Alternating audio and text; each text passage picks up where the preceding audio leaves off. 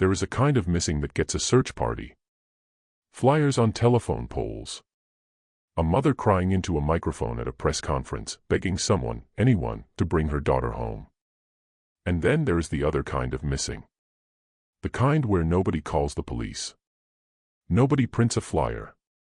Nobody even says the word missing out loud, because as far as the town of Ashford Hollow, Vermont was concerned, this woman had already been found. She'd been found burned beyond recognition in a house fire 25 years ago. She had a funeral. She had a headstone. Her mother had wept over a closed casket and placed a single white rose on the lid. So when divers pulled a rusted-out Pontiac from the bottom of Greer's quarry last October, and inside that car they found a skeleton still wearing a heart-shaped gold locket, a locket engraved with 2 names, the last thing anyone expected was for the medical examiner to look up from her clipboard, pale as chalk, and say 4 words that would tear this town apart all over again.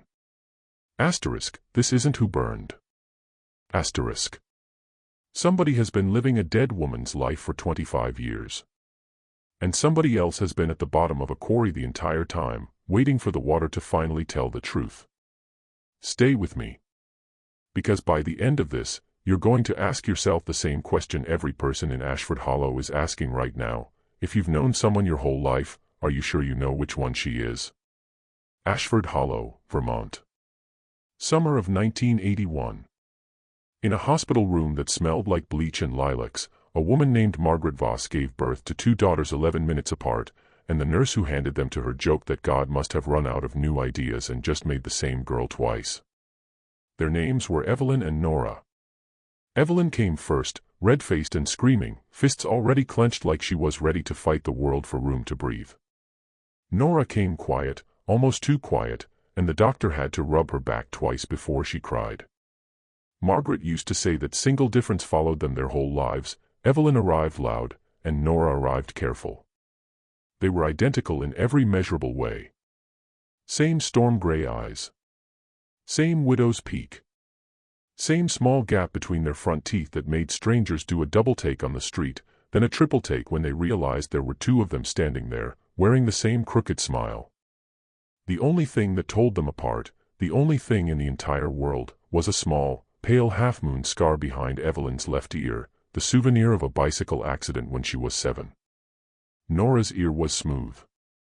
Unmarked. Untouched. Their mother used to joke that if she ever lost track of which daughter was which, she'd just check behind their ears like checking a serial number on a washing machine.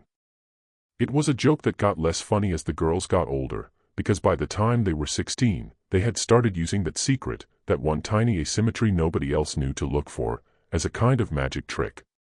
Evelyn would slip a swipe of her sister's concealer over the scar before school dances, before dates, before anything that mattered, and for one night she could disappear into being Nora. Quiet, careful Nora, who never got into trouble, who teachers trusted, who boys respected. Because here is the truth almost nobody in Ashford Hollow understood, not even the twins' own mother. Evelyn was tired of being the loud one. And Nora, sweet, careful Nora, was tired of being invisible. 2 girls born to be each other's opposite, and both of them secretly wishing they could trade. By their senior year of high school, in 1999, they had perfected it.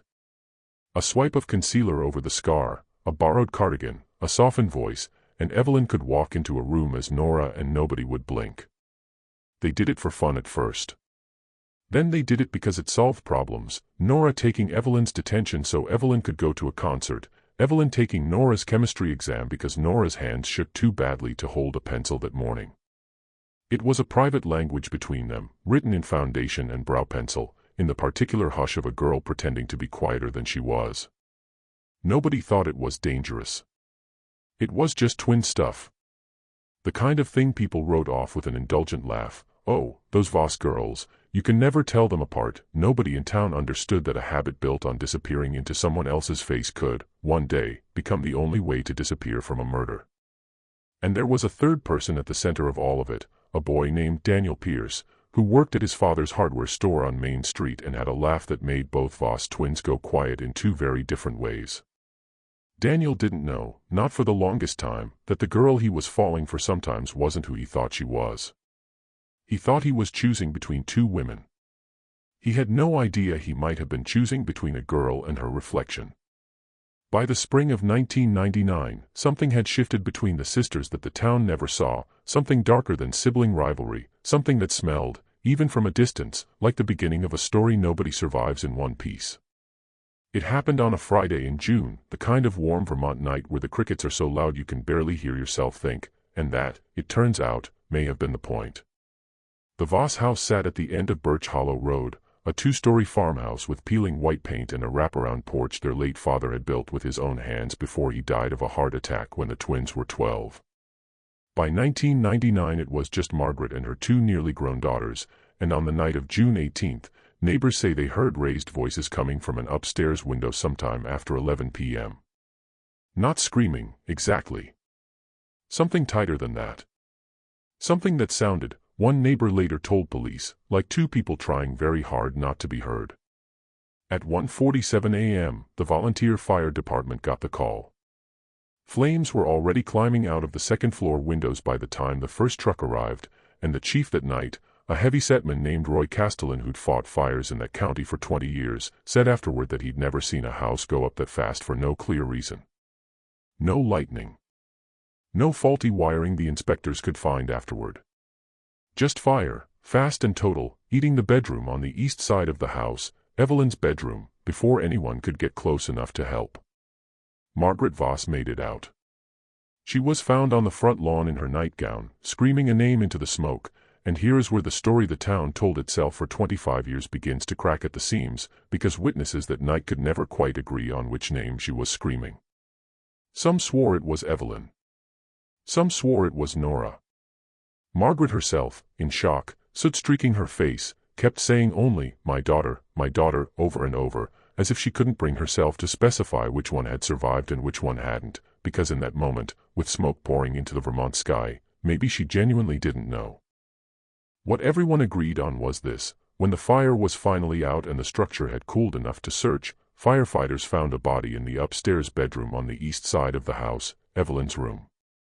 The remains were burned too severely for visual identification.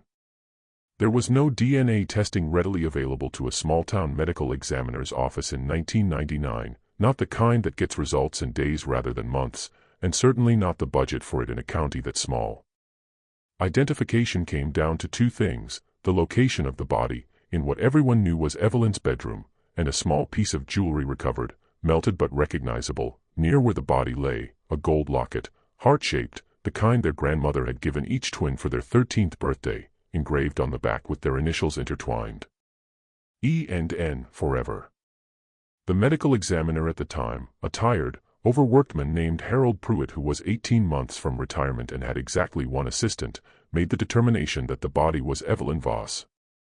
The dental records they pulled showed enough consistency, given the severity of the burns and the limitations of the equipment, that nobody pushed back. Nobody asked the obvious, horrifying question, the one that would have changed everything: what if the locket belonged to the girl who survived, and she put it on the girl who didn't, after the fact, knowing exactly what story it would tell? A closed-casket funeral was held 8 days later. The whole town came. Daniel Pierce stood near the back in a borrowed black suit, and witnesses remember he looked, more than grief-stricken, confused, like a man doing arithmetic that wasn't adding up, though nobody understood why at the time, and Daniel never spoke of it publicly again. Margaret Voss wore black for a year. The surviving twin, the one everyone now called Nora, withdrew from public life almost entirely, dropping out of her plans to attend the state university that fall, staying close to her mother, rarely leaving the house. And slowly, the way grief always does in small towns, the story calcified into local legend. The Voss girl who burned. The Voss girl who survived. Nobody thought to ask the only question that mattered: which one was which? What followed looked, from the outside, like an ordinary American life rebuilding itself after tragedy, and that is precisely what made it such a perfect hiding place.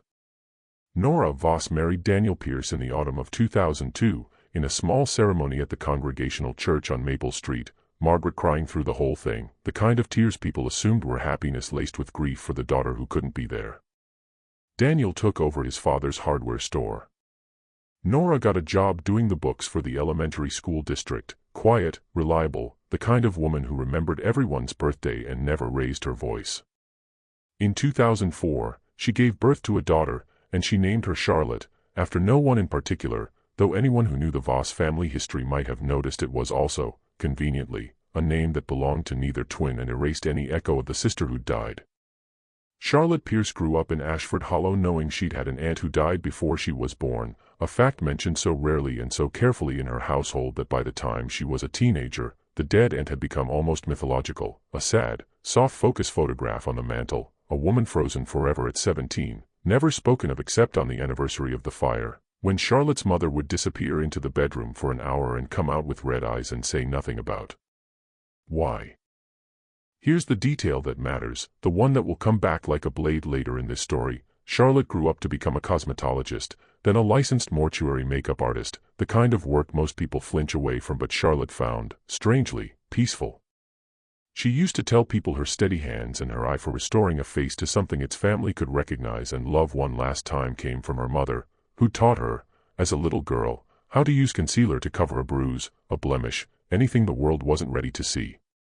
Her mother was, Charlotte always said, freakishly good at making a face look like a different face. She thought it was sweet. She thought it was a mother passing down a hobby. She had no idea her mother had been practicing disappearance her entire adult life. Through all those years, the woman the town called Nora lived carefully, almost suspiciously carefully, in the eyes of anyone who paid close attention, and a few people did. Margaret Voss, in particular. Neighbors recall that in her final years before her death in 2015, Margaret grew distant from her surviving daughter in a way nobody could explain, declining to live with her, choosing instead a small assisted living apartment across town, and on the rare occasions anyone overheard mother and daughter together, the conversations had an odd formality to them, like two people maintaining a performance rather than resting into the comfort of family. One former home health aide, who asked not to be named when this story first came to light, remembered Margaret saying something strange near the end of her life, something the aide hadn't understood at the time and had nearly forgotten until decades later, when the quarry gave up its secret. I should have told them which one she was. I should have said the name. At the time, the aide assumed it was the confusion of a dying woman's mind, grief replaying itself in a loop. Now, it reads like a confession that never finished.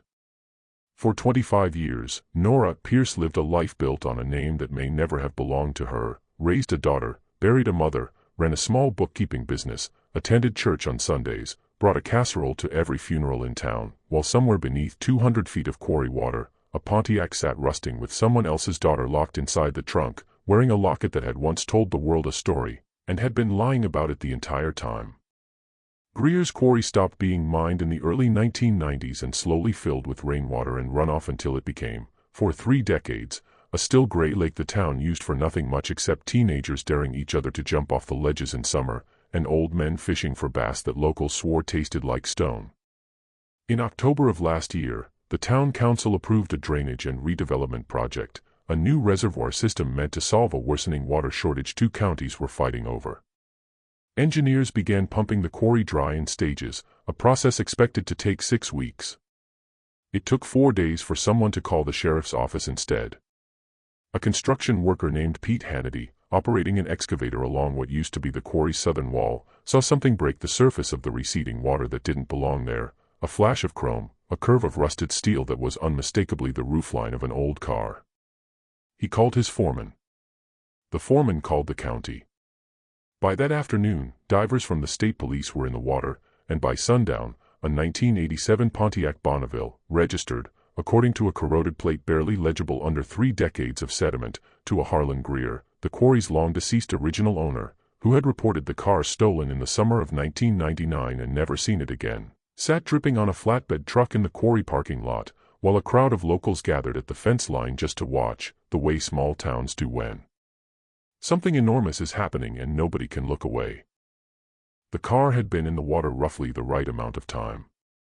The trunk, when divers pried it open underwater before the vehicle was even pulled out, contained skeletal remains, a single body, female, fully clothed in decomposed fabric that forensic textile analysis would later identify as a floral sundress consistent with styles popular in the late 1990s.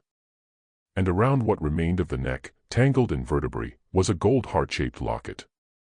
Half melted on one edge, as though it had once been close to fire, though the medical examiner would later determine that damage was old, predating its time in the water by years. Engraved on the back, legible even after a quarter-century underwater, E&N, forever.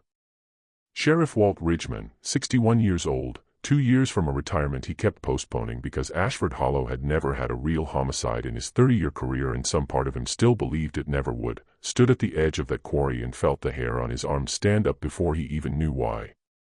He'd been a young deputy in 1999. He remembered the fire on Birch Hollow Road.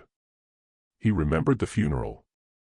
He remembered, specifically, a locket exactly like that one, because he'd seen photographs of it recovered from the ashes, photographs that had been entered into the case file as identifying evidence for the body that everyone agreed, 25 years ago, belonged to Evelyn Voss. He drove straight to the county records office that night and pulled the old file himself. Forensic identification of decades-old remains is slower than people think, and far more delicate.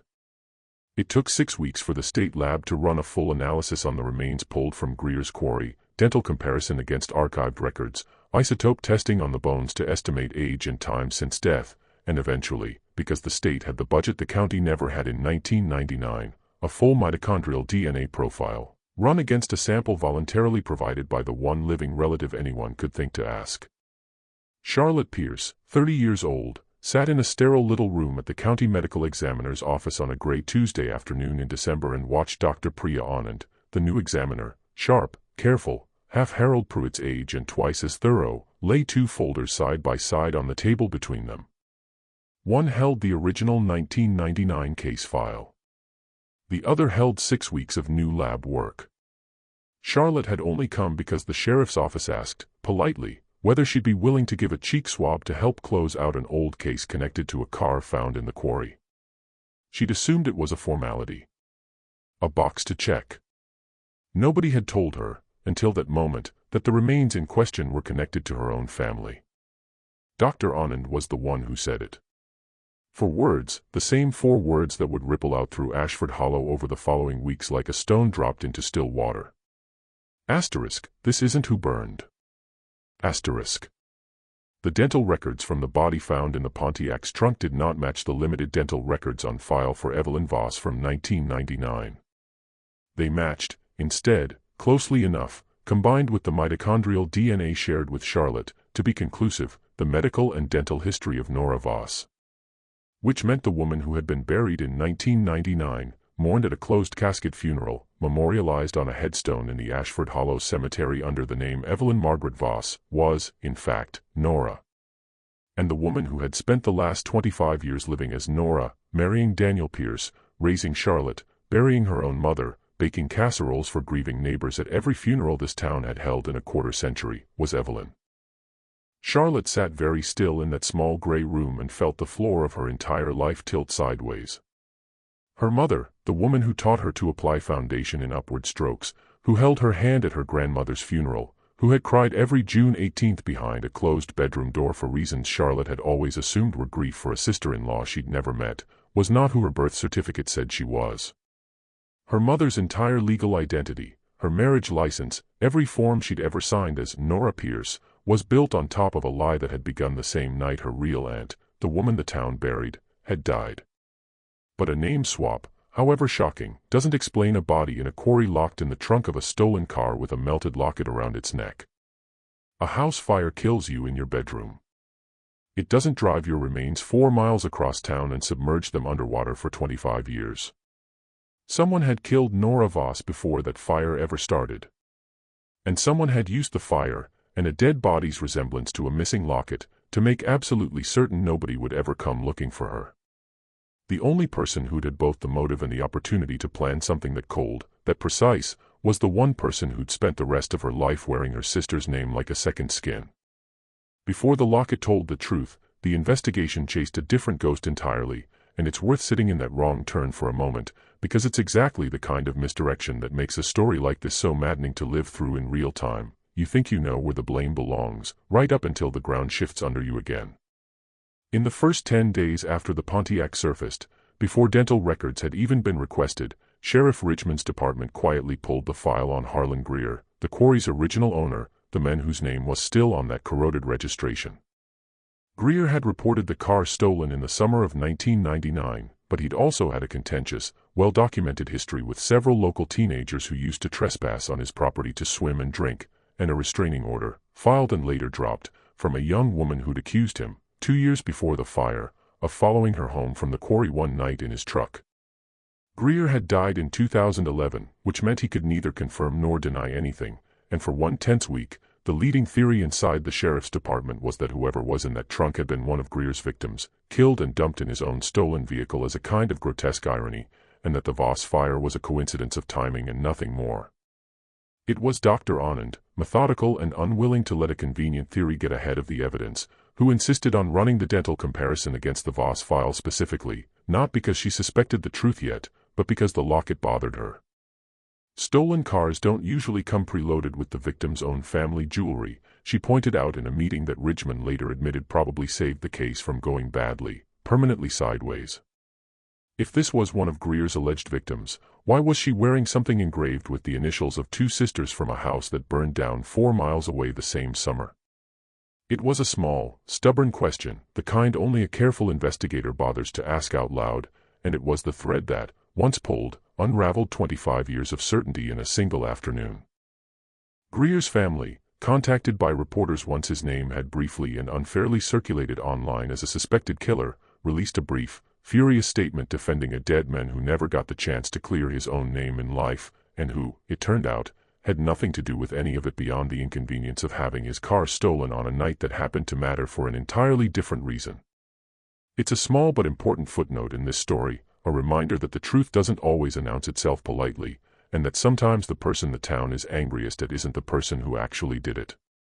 Sheriff Richmond reopened the file as a homicide investigation within 48 hours of the DNA results, and the first thing any good investigator does when a quarter-century-old case suddenly breathes again is go back to the people who were there and ask them the same questions a second time, because memory, given enough years, sometimes finally tells the truth it was too afraid to tell the first time. A woman named Carol Dunmore, who'd lived 2 houses down from the Voss family in 1999 and was now 73 years old with a hip replacement and very little patience left for politeness, told Richmond something she said she'd never mentioned to police at the time because nobody had asked, and because, frankly, she hadn't wanted to believe what she'd seen. In the week before the fire, Carol said, she'd seen Daniel Pierce's truck parked outside the Voss house on 3 separate nights, well past midnight, the porch light off, the kind of visit that wasn't meant to be noticed. She'd assumed, at the time, he was seeing Nora, quiet, careful Nora, the one boys in town considered the more respectable of the 2 sisters to court seriously. She hadn't thought much of it. Young love sneaking around under a strict mother's nose was nothing new in Ashford Hollow. But Roy Castellan, the retired fire chief, now 80 and living in a cabin 2 towns over, remembered something that put a colder edge on Carol's story. He told Richmond that on the night of the fire, before his crew had even gotten the flames under control, he'd seen a young woman standing at the edge of the property, soot-streaked, watching the house burn with an expression he'd never been able to forget in 25 years, not horror, not grief, but something flatter, something he'd struggled to name at the time and finally, in his old age, was willing to call it what it was, relief. He'd assumed she was in shock. He hadn't known, until Richmond told him 6 weeks ago, that there might have been a version of that night where a relief made perfect, monstrous sense. And then there was the testimony of Eleanor Whitcomb, the church organist, 86 years old now, sharp as a tack, who'd been close with Margaret Voss in her final years and remembered something Margaret had said to her once over tea, not long before she died, a confession dressed up as an offhand remark, the way dying women sometimes let the truth slip out sideways because they can't bear to say it head-on. Margaret had told her, apropos of nothing, staring into her teacup, that she'd known within a week of the fire which daughter had survived. Not because anyone told her. Because a mother knows her own children, scar or no scar, name or no name, she'd looked into her surviving daughter's eyes at the hospital that night and known, instantly, with the kind of certainty that has no logic behind it, that she was looking at Evelyn. And she had said nothing. Because the alternative, accusing her own surviving child of unthinkable violence against the other, in the rawest hour of her grief, with no proof but a mother's instinct, was a sentence she couldn't make herself speak. So she let the town bury the wrong daughter. She let her remaining daughter become someone else. And she carried that silence to her own grave 15 years later, the weight of it visible, in hindsight, in every strange, formal, distant conversation anyone ever overheard between her and the woman she called Nora but never quite looked at the same way again. 3 witnesses. 3 small, overlooked details that meant nothing on their own in 1999 and meant everything now. A secret romance. A look of relief instead of grief. A mother's silent certainty. The shape of a motive was finally starting to surface, the way the Pontiac itself had surfaced, slow and inevitable, and 25 years too late.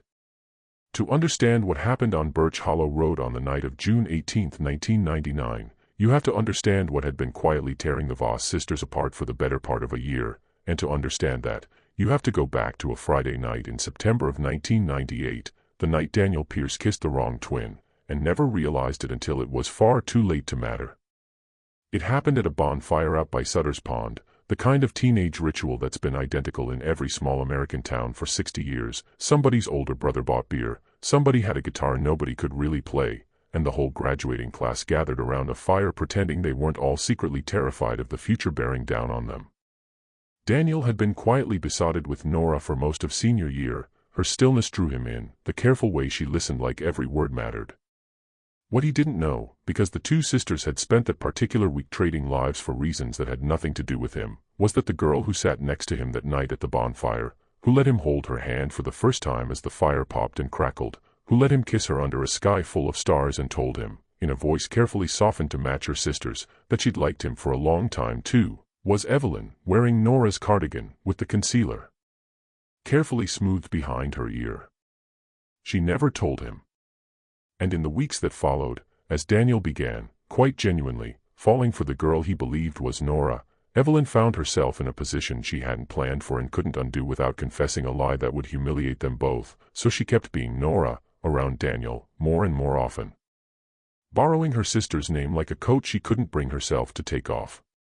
The real Nora, meanwhile, watched the boy she genuinely cared about fall for a version of herself that wasn't her at all, built entirely out of her sister's performance, and said nothing either, out of pride at first, then out of something closer to grief, watching her own face and name be used to win a love she herself had never been brave enough to reach for.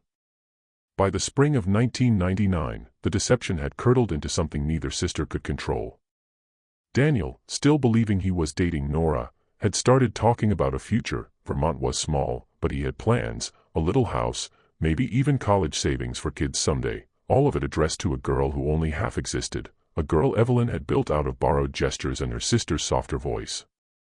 And Nora, who had spent her whole life being the quiet, careful one, watched her sister steal even that, the one corner of identity she'd thought was safely, entirely her own, and something in her, long suppressed, finally cracked open into rage. What witnesses heard through that upstairs window on the night of June 18th wasn't a stranger's argument. It was 2 sisters, finally and catastrophically done pretending, 20 years of being told they were interchangeable boiling over into a fight about which one of them actually got to exist. Nora, according to what investigators would eventually piece together from Evelyn's own later admissions, had told her that night she was done. Done letting Evelyn borrow her face for convenience and her name for love. She was going to tell Daniel the truth, all of it, that very week, no matter what it cost either of them. For Evelyn, that threat wasn't just embarrassing. It was annihilating. Because if Nora told Daniel the truth, Evelyn didn't just lose the boy. She lost the only version of herself anyone had ever fallen in love with, a version built entirely on being someone she wasn't, someone gentler, someone the world found easier to adore than the real, loud, complicated Evelyn underneath. She has never, even now, used the word planned. But investigators don't need her to call it that. The facts speak plainly enough on their own. According to the account Evelyn eventually gave, first to Sheriff Ridgman, later, more fully, under the harsher light of a courtroom, the argument in the upstairs bedroom that night ended not with reconciliation, but with Nora threatening to leave the house that very night and drive to Daniel's, to tell him everything before Evelyn could stop her, before morning even came. Evelyn followed her down the stairs. What happened in the kitchen in the next several minutes has only one living witness, and her version of events has shifted, subtly, across multiple retellings, sometimes a shove that went further than intended near the top of the basement stairs, sometimes something colder and more deliberate involving a cast iron skillet still sitting in the drying rack from dinner. What forensic anthropologists could say, examining the skull recovered from the quarry decades later, was that Nora Voss died from a single severe blunt force injury to the back of the head, consistent with either scenario, delivered, based on the angle, by someone facing her, not from behind, not by accident, but from someone who was looking directly into her sister's eyes when it happened. What is not in dispute, because Evelyn herself confirmed it, eyes hollow, voice flat, sitting across from Ridgman in an interrogation room 25 years later, is what came next. She did not call for help. She did not call her mother, asleep upstairs, exhausted from a double shift, who would wake only to the smell of smoke nearly 2 hours later. Instead, Evelyn spent those 2 hours doing something with a precision that still chills the investigators who eventually heard her describe it. She wrapped her sister's body in a bedsheet, dragged it out through the kitchen door to the old detached garage, and loaded it into the trunk of a car she knew sat unlocked and largely forgotten behind the defunct quarry office, the property of an elderly man named Harlan Greer who rarely checked on it, a car she'd noticed, weeks earlier, on a drive. Out there with Daniel, and filed away without even understanding, at the time, why she'd remembered it at all.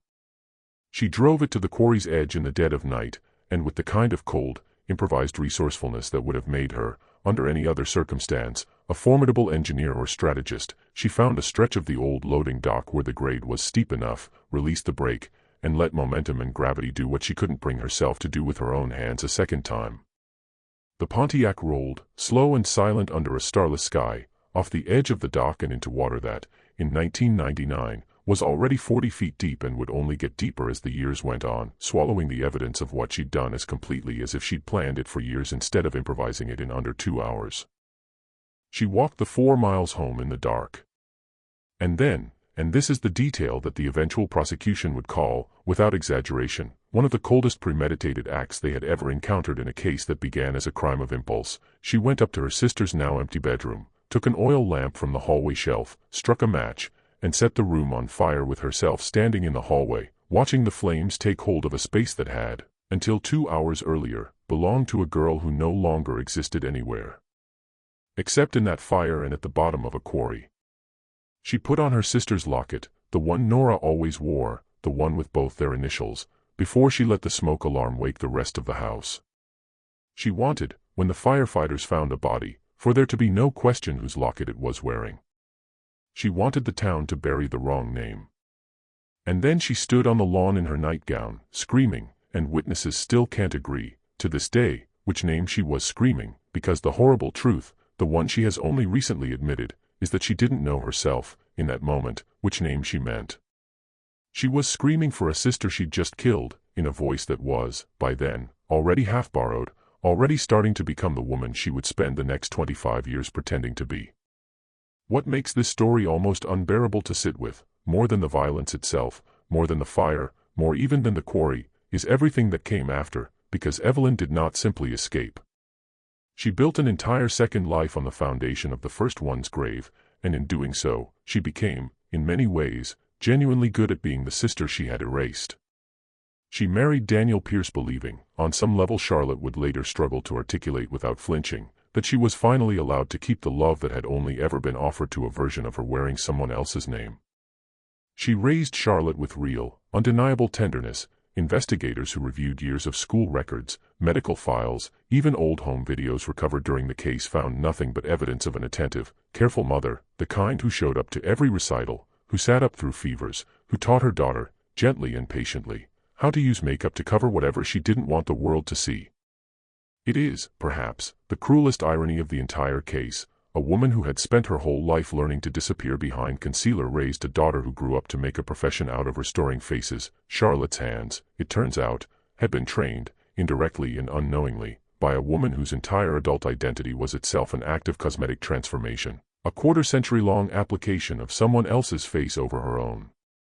And there was grief in it too, real grief, the kind that doesn't excuse anything but does complicate the easy villain narrative true crime often reaches for.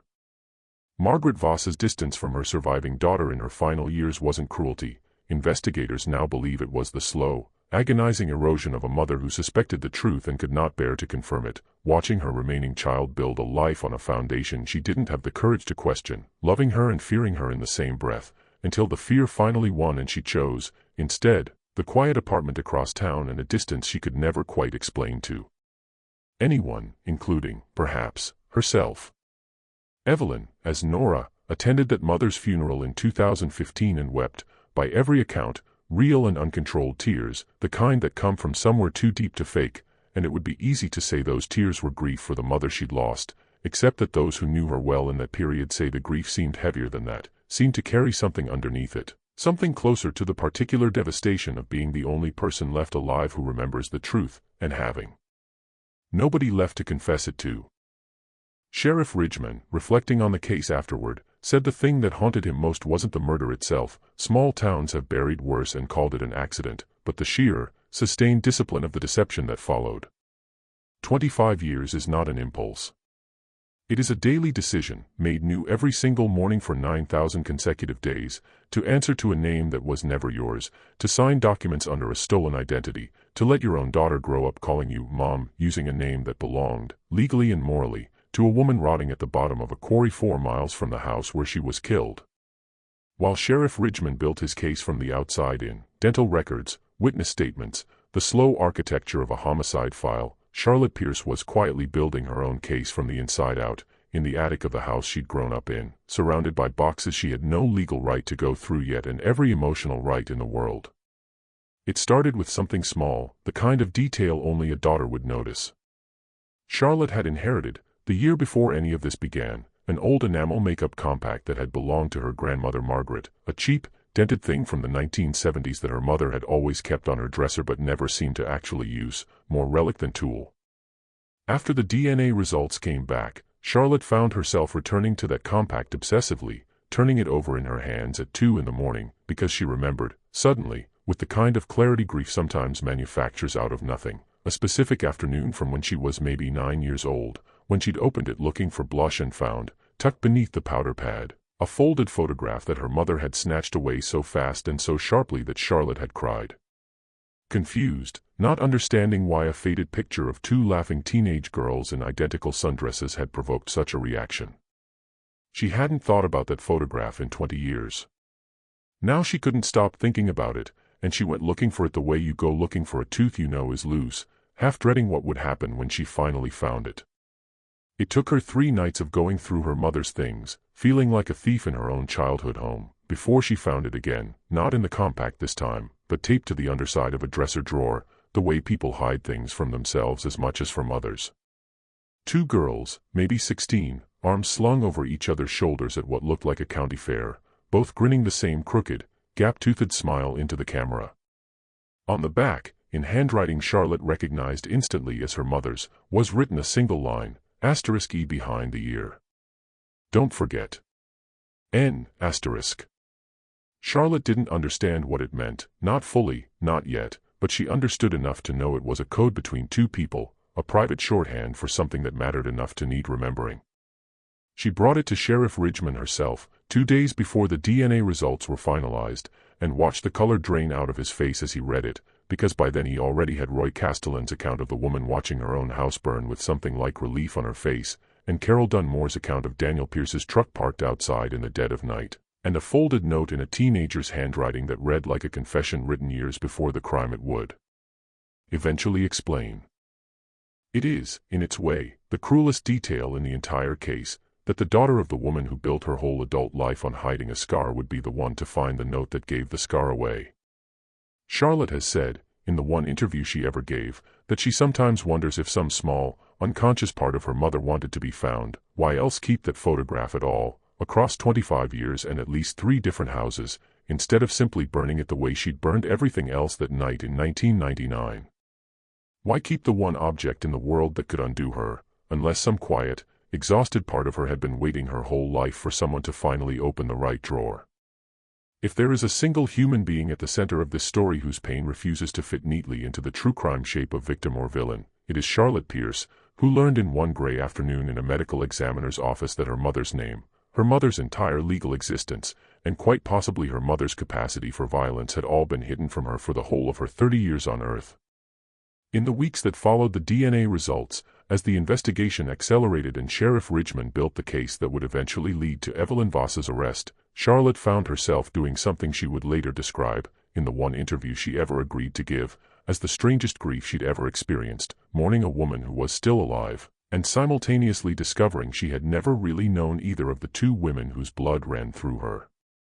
Her mother was not who she'd thought, and her aunt, the one she'd grown up seeing in a single soft-focus photograph on the mantel, the one she'd been taught to think of as a sad, distant tragedy from before her time, was, it turned out, the only one of the two who had never lied to her, simply because she'd never had the chance to.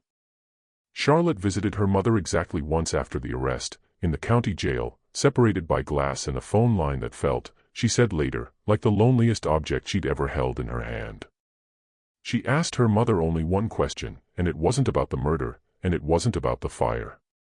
She asked, did you ever feel anything when I called you Mom, knowing that wasn't even your name? Her mother, Evelyn, did not answer for nearly a full minute, according to Charlotte's later account. And when she finally spoke, she said something that Charlotte has never fully been able to forgive, and never fully been able to stop thinking about either. It was the only name I ever felt like I deserved to keep.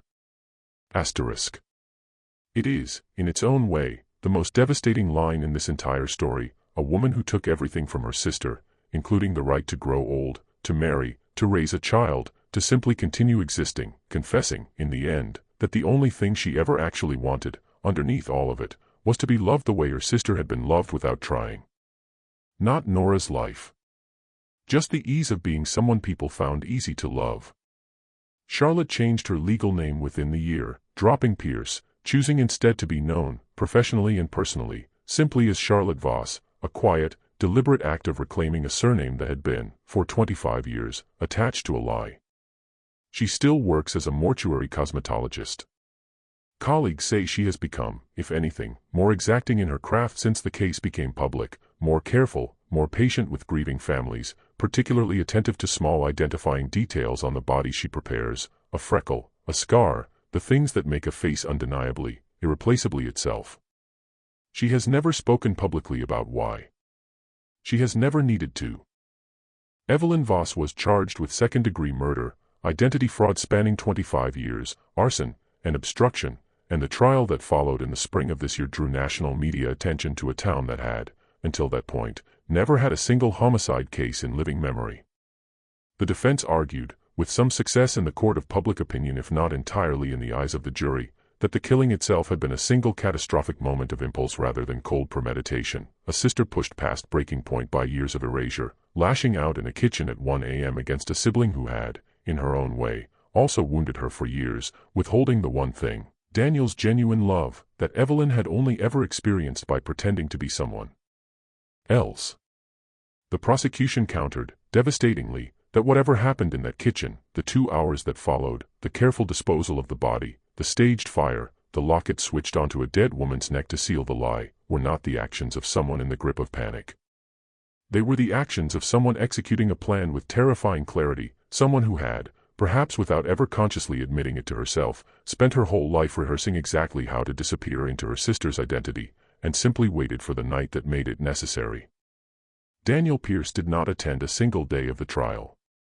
Friends say he has not spoken his wife's name, either name, since the day of her arrest, and that he has struggled, more than anything, with a particular, almost unspeakable kind of grief, the realization that the woman he fell in love with at a bonfire 26 years ago, the one whose softness and quiet care had shaped his entire adult life, had never, not for one single moment, actually existed. He had built a marriage, a child, a quarter-century of Tuesday night dinners and Sunday church services, with a performance. The real woman beneath the performance was someone he had never met, and the woman he thought he'd married had been dead in a quarry the entire time. The jury deliberated for 11 hours before returning a guilty verdict on all counts. Evelyn Voss was sentenced to 35 years, with the possibility of parole after 22. At sentencing, when given the opportunity to speak, she stood, looked briefly toward the back of the courtroom where Charlotte sat with her arms crossed tight against her own chest, and said only this, I spent 25 years being someone people could love. I think I'd rather spend the rest of it being honest, even if nobody loves that version of me at all. Asterisk. It was the first time, according to everyone present, that she had spoken in a voice that did not sound borrowed.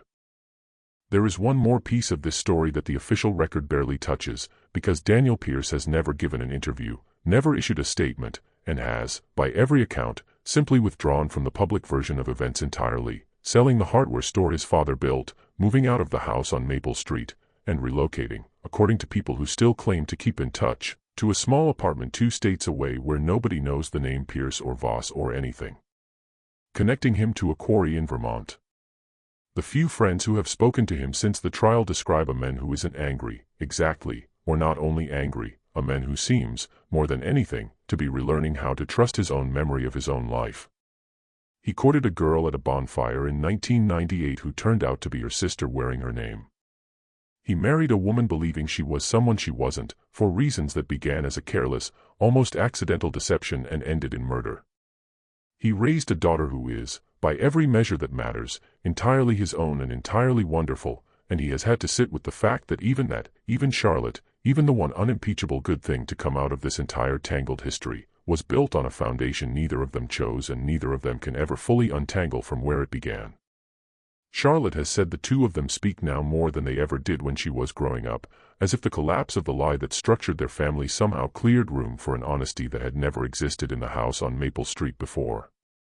They don't talk about Evelyn often. When they do, Charlotte says, her father tends to go quiet for a long moment first, the way people do when they're deciding how much of the truth they can afford to say out loud, and then he says some version of the same thing every time, that he loved a woman who never existed, and grieved a woman who did, and somehow has to go on living anyway, carrying both of those facts at once, for the rest of his life. There is a particular kind of horror in objects that outlast the people who wore them, and the locket recovered from Greer's quarry, half melted on one edge, and forever etched into gold that had sat in water and silence for 25 years, has become, in the months since the trial, something close to a relic in Ashford Hollow. It currently sits in an evidence locker awaiting final disposition, and Sheriff Ridgman has said, more than once, that it is the single object from his entire career he has never been able to stop thinking about, because it told the truth the entire time, and nobody thought to ask it the right question for 25 years. 2 initials. 2 girls born 11 minutes apart who spent their whole lives being told they were interchangeable, 2 halves of the same idea, and who both, in their own ways, spent that life trying to prove they weren't. One did it by disappearing into gentleness. One did it by disappearing into someone else entirely. And in the end, the only thing that ever really told them apart, the pale half-moon scar behind one girl's ear, hidden for 25 years under careful strokes of concealer, became, when forensic examiners finally checked the skull recovered from the quarry against decades-old hospital records of a childhood bicycle accident, the final, irrefutable proof of exactly which sister had been buried under the wrong name, and exactly which sister had spent a quarter-century making sure nobody ever checked. Margaret Voss, in the end, was right. A mother does know her own children, scar or no scar, name or no name. She simply lacked the courage to say it out loud while there was still time for the truth to matter to anyone but the dead. Ashford Hollow has, in its own quiet way, begun trying to make peace with what happened on Birch Hollow Road a quarter-century ago. The town council voted, this past spring, to correct the headstone in the cemetery, the one that has read Evelyn Margaret Voss, 1981-1999 for 25 years.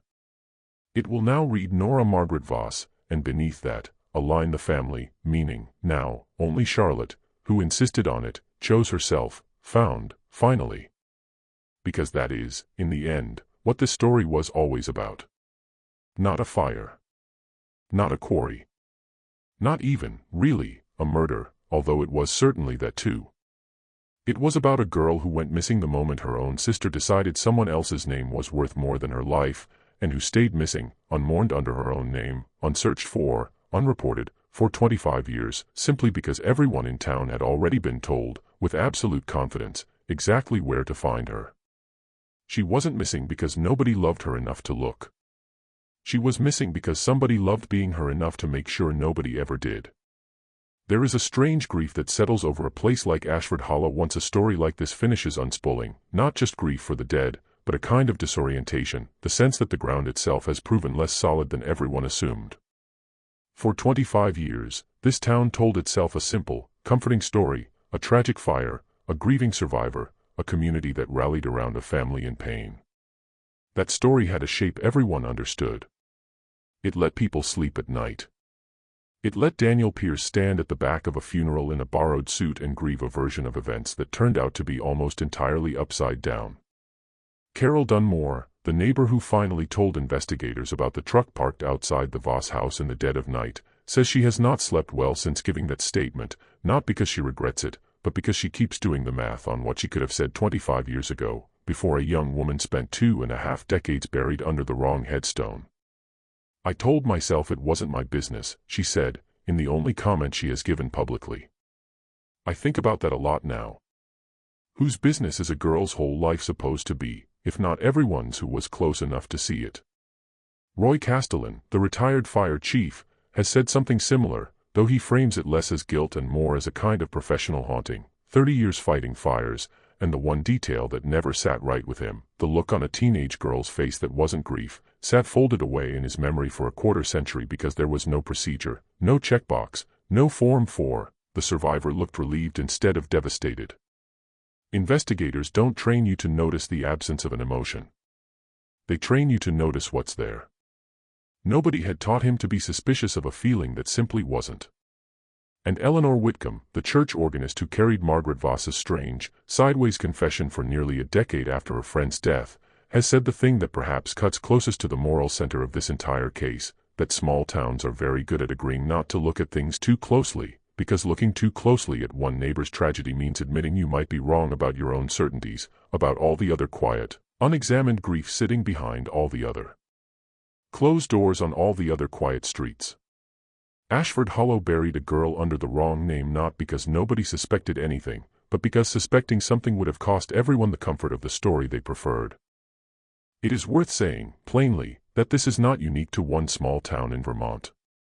It is the quiet architecture of how true crimes like this one survive as long as they do, not one single dramatic cover-up, but 100 small, human decisions not to ask the second question, not to push past the easy explanation, not to be the person who makes a grieving family's tragedy more complicated than it already appears. Evelyn Voss did not get away with murder for 25 years purely through her own cunning, considerable as it was. She got away with it because an entire community, grieving and exhausted and eager for resolution, agreed, collectively and without ever discussing it, to stop asking questions the moment a casket closed.